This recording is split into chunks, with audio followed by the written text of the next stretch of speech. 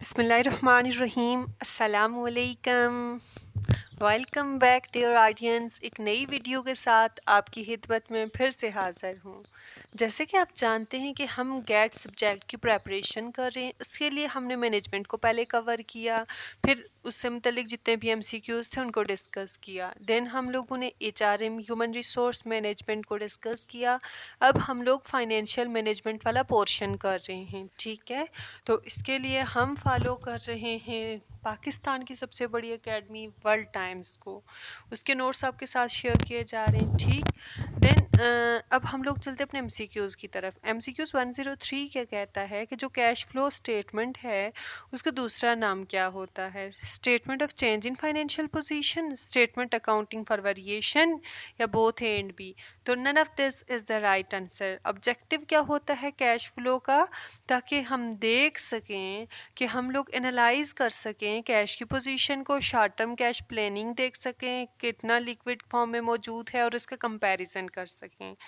Then next हमारे पास आता है जो कैश फ्लो स्टेटमेंट है, उसमें इंटरेस्ट की बात करते हैं कि इंटरेस्ट को क्या शो किया जाता है, operating activities, financing activities, investing activities, यही सब नाम दिए जाते हैं इंटरेस्ट को। कैश फ्लो स्टेटमेंट किस चीज़ पे बेस करती है? क्रेडिट बेसिस ऑफ अकाउंटिंग पे बेस करती है, ठीक। फिर इसके बाद नेक्स्ट आता है कौन सी स्टेटमेंट यहाँ पे गलत है? तो इनमें से कोई भी स्टेटमेंट गलत नहीं है, ठीक है। बोथ आई एंड डबल आई जो ये दोनों स्टेटमेंट्स हैं ये गलत हैं, ठीक है। फिर हमारे पास आता है which of the following statement is true. सिर्फ हमारे पास cash flow statement is not replacement of fund flow statement, ये एक वाइड स्टेटमेंट है जो सही है। कैश फ्लो स्टेटमेंट जो है कहाँ पे प्रिपेयर्ड की जाती है? तो वो profit and loss, balance sheet, additional information, इन सब से मिला के बनाई जाती है। Which of the following are cash flow from operating activities? Both triple I and IV is the right answer, ठीक है। देन हम लोग अपने नेक्स्ट पेज की तरफ मूव करते हैं, ठीक। नेक्स्ट पेज में देखें हमारे पास आ रहा है कि मैच द कॉलम। कॉलम हमने आपस में मैच करना है, टैक्सेस पेड, ठीक। तो हमारे पास आगे क्या आ रहा है? Cash flow from investing activities, ठीक है।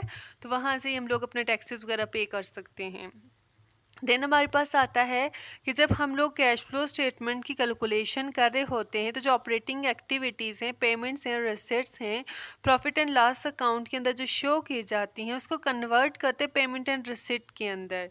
तो ये non cash revenue from revenue earn में आता है, ठीक।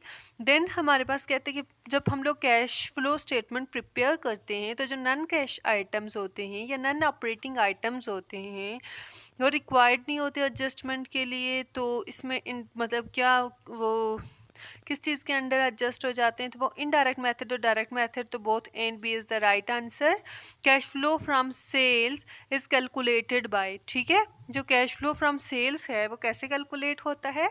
Sales plus operating debtors plus opening bill receivable minus closing debtor minus closing bill receivable. तो हमारे पास कैश फ्लो फ्रॉम सेल्स निकल के आ जाता है।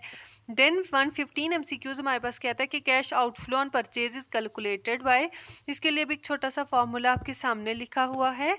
देन हमारे पास amount of operating expenses which are actually been paid in cash are known as, तो वो कहाँ पे शो किए जाते हैं? वो कैश फ्लो फ्रॉम सेल्स के अंदर शो किए जाते हैं।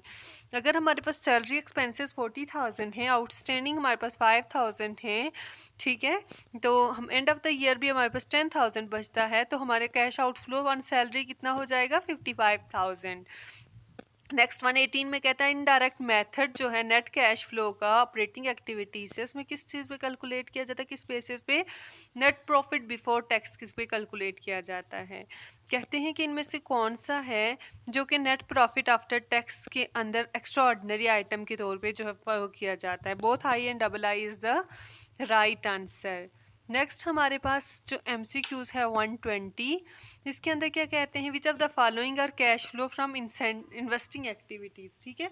इनमें से हमारे पास कौन सा है जो cash flow from investing activities है?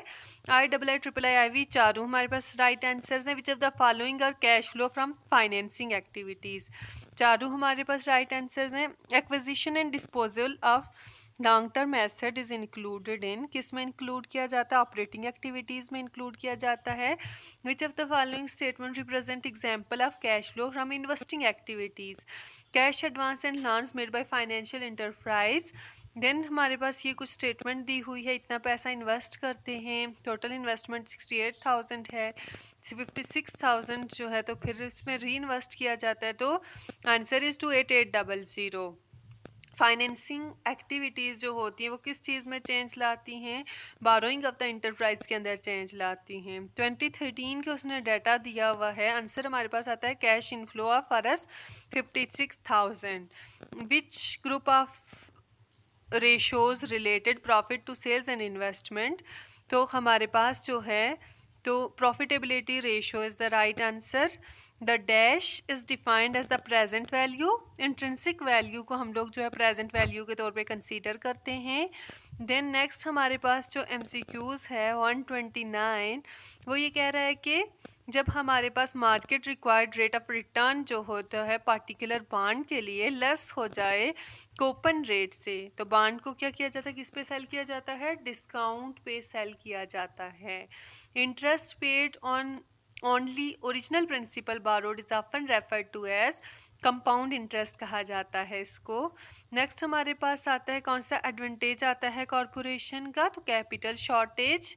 नेक्स्ट हमारे पास आता है कि अज्यूम करें कि जो इंटरेस्ट रेट है ग्रेटर देन ज़ीरो है, तो हमारे पास कौन सा आंसर सही आएगा? Any of these since they each sum to R S 1500। Next हमारे पास आता है share holder is responsible for financial inventory. Then हमारे पास आता है कि आप अगर जज करते हैं नेट प्रेजेंट वैल्यू, तो आप लोग किस चीज़ को सिलेक्ट करेंगे? हाईएस्ट NPV को सिलेक्ट करेंगे। ब्रेक इवन एनालिसिस जो होता है उसको हम लोग यूनिट सेल्स भी कहते हैं। नेक्स्ट हमारे पास 136 MCQs ही कहता है प्रोसेस जिसके अंदर डिसीजन मेकिंग इन्वॉल्व होती है कैपिटल बजटिंग कहलाता है। बैलेंस शीट के अंदर टोटल एसेट 10 मिलियन है, टोटल लाइबिलिटीज़ 5 मिलियन है, रेशो क्या बनेगी? 2:1।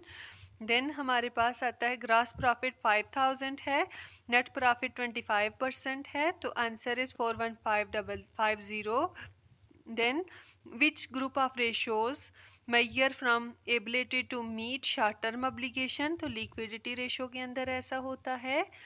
अब हमारे पास जो है MCQs 141 क्या कह रहा है कि higher the future value of the payment the highest will be the discount rate.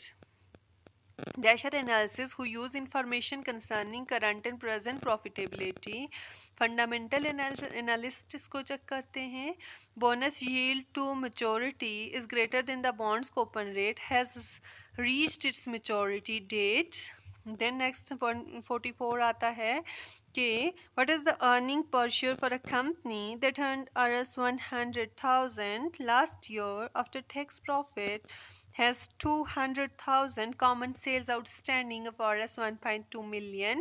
6.50 is the right answer. I mean answer D is the right answer. Financial leverage means both A and B is the right answer. Life of security simply refers to yield. Those liabilities which arise only on happening of some event are called deferred liabilities. The dash is a common term for the market consensus, flowback rate, balance sheet of the firm, total debts दिए हुए हैं, debt equity ratio दी हुई है 2:1, 4.4 billion is the right answer. Which one of the following is not direct claim security? Option. Next हमारे पास आता है financing decision किस चीज़ को डिटरमिन करते हैं? फिक्स एसेट को डिटरमिन करते हैं। कैपिटल बजटिंग टेक्निक जिसको कंसीडर नहीं किया जाता डिस्काउंटेड कैश फ्लो पे, वो प्रॉफिटेबिलिटी इंडेक्स कहलाती है। नेक्स्ट हमारे पास आ रहा है करंट रेशियो 2:5 है, करंट लाइबिलिटी 30,000 है, नेट वर्किंग कैपिटल क्या होगा? 18,000। विच of the following affects the price of the bond? All of these. तो आज के वीडियो के अंदर हमने 154 तक MCQs डिस्कस किए हैं। उम्मीद करती हूँ आज का लेक्चर आपको समझ आया होगा। मज़ीद ये वीडियोस देखने के लिए please do subscribe my channel and keep watching. Thank you so much. अल्लाह हाफिज़।